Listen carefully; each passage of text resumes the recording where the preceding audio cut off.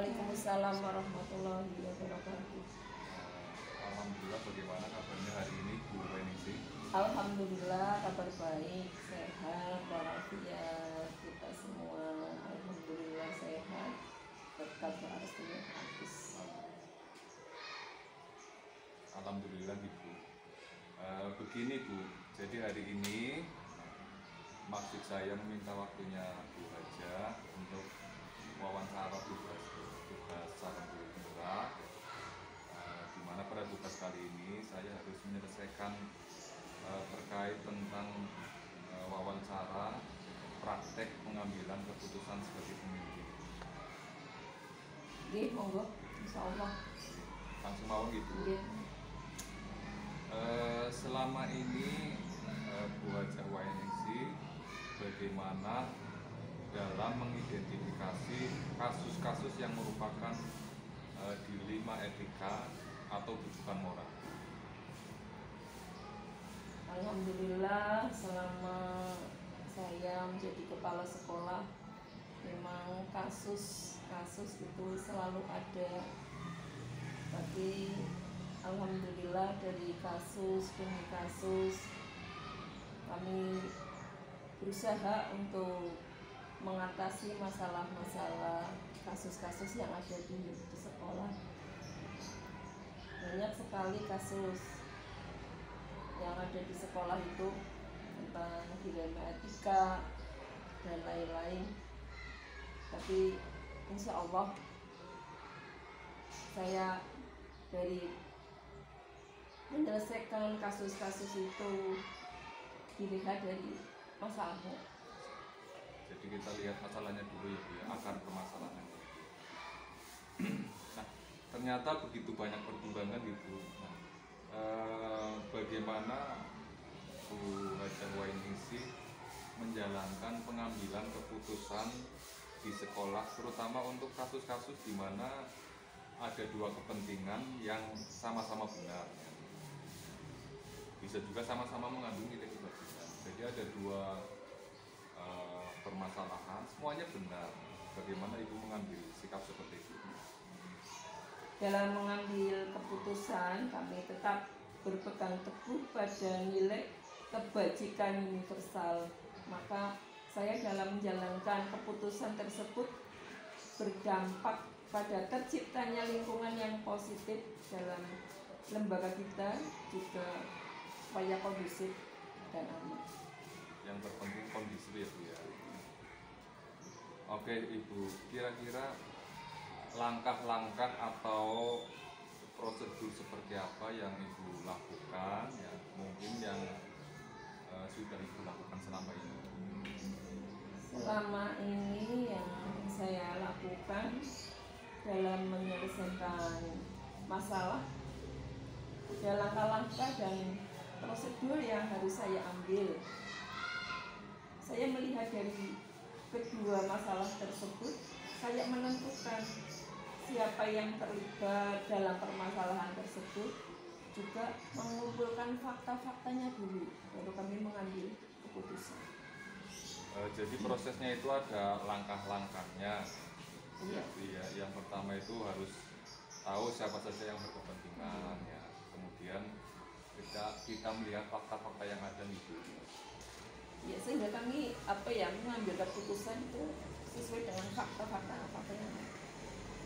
Nah, Ibu, hal-hal apa saja yang selama ini Bu Haja anggap efektif dalam pengambilan keputusan pada kasus dilema etika?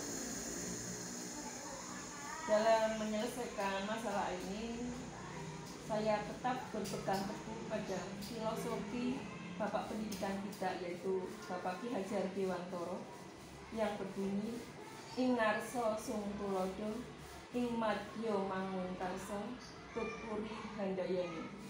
Jadi dalam mengambil keputusan ini, Ingarso sung tulodo, kami yang harus sebagai contoh dulu. Kalau kita mengambil keputusan kemudian kita tidak bisa memberi contohnya, bagaimana akan keputusan itu bisa dilaksanakan? Ing madya mangun karso, kita di tengah-tengah, setelah mengambil keputusan kita bisa mendukung. membangun bersama. Kemudian Tutpuri Handayani, keputusan itu diputuskan, kita harus bisa mendukung dari keluarga. Jadi berpedoman pada filosofi Ki Hajar Dewantoro ya, bahwa sebagai seorang pemimpin itu harus menjadi teladan bagi guru-guru yang lain seperti itu. Nah, tetapi keputusan akhirnya tetap berpihak pada siswa gitu. Iya, betul. Walaupun kita jadi kepala sekolah di depan, kita harus begini, tetap siswa kita utamakan. Ya, intinya tujuan akhirnya itu ya pada kepentingan dan kebutuhan siswa. Iya.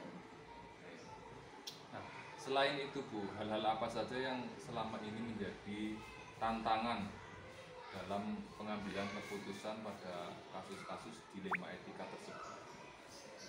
Ya, memang dalam mengambil keputusan saya agak bingung dalam mengambil keputusan tersebut antara individu dan masyarakat. Setelah pengambilan keputusan ini di masyarakat ini baik apa tidak. Jadi kita mengambil keputusan harus mementingkan kedua-duanya.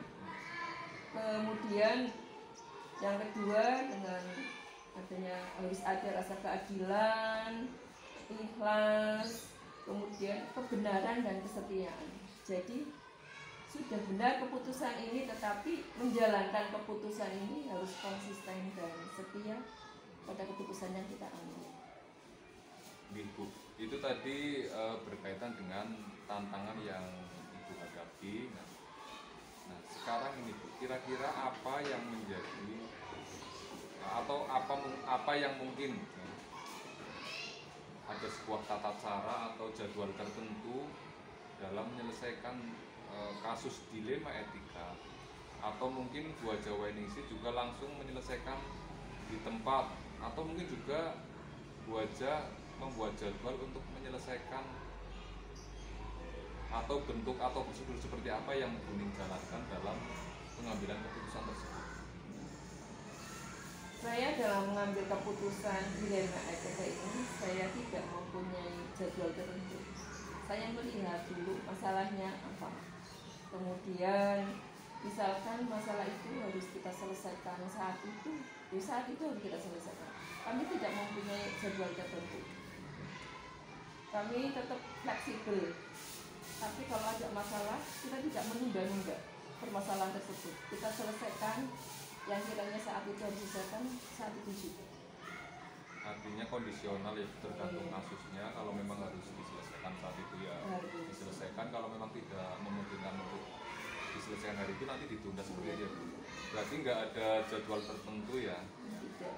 Ya, kalau misalnya masalah itu bisa langsung diselesaikan ya langsung diselesaikan, dan kalau tidak bisa langsung diselesaikan ya nanti tunggu seperti itu.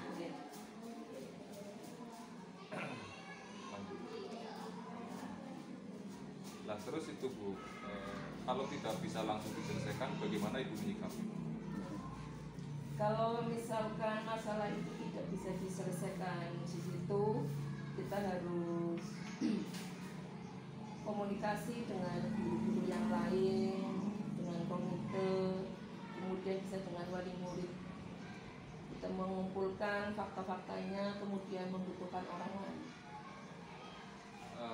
Adakah seseorang Bu atau mungkin faktor-faktor apa yang selama ini dapat membantu atau mungkin mempermudah Bu Haja Wainingsih dalam pengambilan keputusan dalam kasus dilema etika ini? Dalam hal ini kami memang sangat perlu. Jadi saya tidak bisa memutuskan sendiri dalam menghadapi kasus dilema etika ini. Seperti yang sudah saya sampaikan tadi, dalam menyelesaikan hal tersebut saya berkoordinasi dulu dengan teman-teman guru di lingkungan sekolah, berbekal untuk menyelesaikan masalah tersebut. Nah, biasanya Ibu konsultasi dengan rekan sejawat berarti ya Bu ya, berkolaborasi ya. Iya, betul. Nah, sekarang ini Bu, pertanyaan yang terakhir Bu. Dari semua hal yang disampaikan, kira-kira pembelajaran apa yang bisa dipetik dari pengalaman Buning alami dalam pengambilan keputusan dalam menyelesaikan dilema etika ini? Dari yang semua tadi sudah saya sampaikan ke Pak Agus, tadi yang menjadi pembelajaran bagi diri saya sendiri adalah dalam pengambilan keputusan itu tidak bisa serta-merta, harus ada beberapa pertimbangan yang nantinya tidak akan menyesal gitu, dalam mengambil keputusan tersebut, dan tentunya keputusan tersebut harus berdampak kepada siswa dan kepada warga sekolah khususnya. Jadi pengambilan keputusan itu satu, harus kepada siswa dan dampaknya nanti dengan warga yang ada di sekolah. Jadi sekali lagi tujuan akhirnya tetap kepada siswa.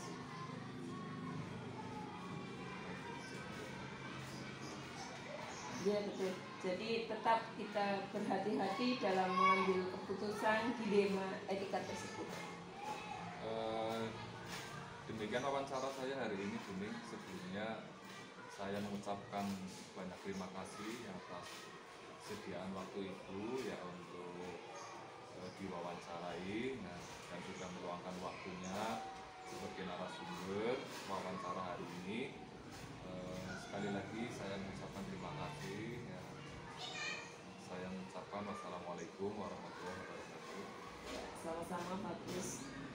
Mudah-mudahan dalam wawancara ini dapat membawa dampak yang positif khusus buat diri saya dan juga buat lembaga kita, dan mengucapkan terima kasih kepada Pak Gus yang